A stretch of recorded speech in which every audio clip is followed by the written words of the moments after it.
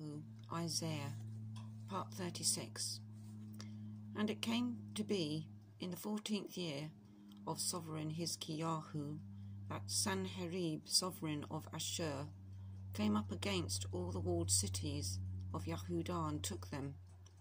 And the sovereign of Ashur sent the Rabshakeh with a great army from Lachish to sovereign Yeshayahu at Yerushalayim, and he stood by the channel of the upper pool on the highway to the launderer's field. And there came to him Eliakim, son of Hilkiyahu, who was over the household, and Shebna, the scribe, and Yoah, son of Asaph, the recorder. The Rabshakeh then said to them, Please say to Yeshayahu, Thus said the great sovereign, the sovereign of Ashur, What trust is this in which you trust? I say, you speak of having counsel and strength for battle, but they are vain words. Now in whom do you trust that you have rebelled against me? Look, you are trusting in the staff of this broken reed, Mitzrayim, on which if a man leans, it shall go into his hand and pierce it. So is Pharaoh, the sovereign of Mitzrayim, to all who trust in him. But if you say to me, We trust in Yahweh our Elohim, is it not he whose high places and whose altars Yeshayahu has taken away, and has said to Yehudah and to Yerushalayim, Bow yourselves before this altar? And now I urge you, please give a pledge to my master, the sovereign of Ashur, and I'll give you 2,000 horses, if you are able on your part to put riders on them. And how do you refuse one officer of the least of my master's servants, and put your trust in Mitzrayim for chariots and horsemen? And now have I come up without Yahweh against this land to destroy it?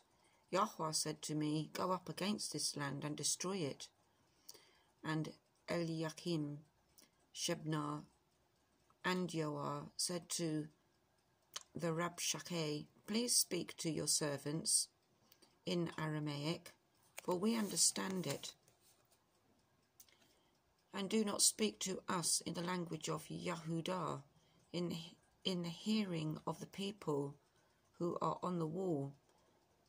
But the Rabshakeh said, Has my master sent me to your master, and to you to speak these words, and not to the men who sit on the wall, to eat their own dung and drink their own urine with you? And the Rabshakeh stood and called out with a loud voice in the language of Yehudah, and said, Hear the words of the great sovereign, the sovereign of Ashur. Thus said the sovereign, Do not let Yeshayahu deceive you, for he is unable to deliver you.